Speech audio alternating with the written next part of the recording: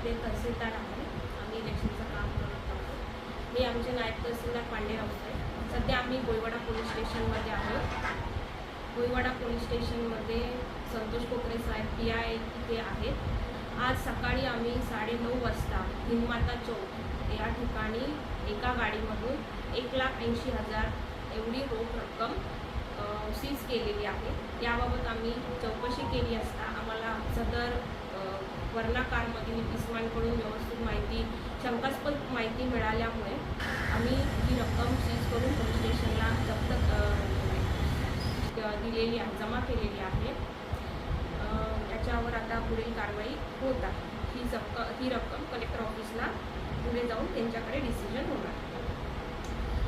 मला मतदारांना असे आव्हान करायचे आहे की आज प्रत्येक असेंब्लीमध्ये डे नाईट फ्लाईंग आणि स्टॅटिक सर्वेलन्स टीम काम करत आहेत.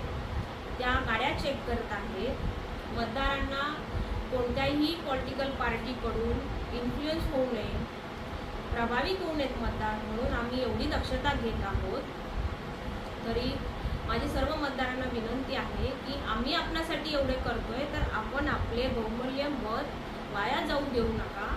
20 मेला मुंबई शहराला जे मतदान होणार आहे त्यात आपण मतदान करा, माझी आपणास कळकळीची विनंती आहे. त्याचबरोबर सर्वसामान्य नागरिकांना माझे असे आव्हान आहे की आपण 50,000पेक्षा जास्त कॅश बाळगू नका.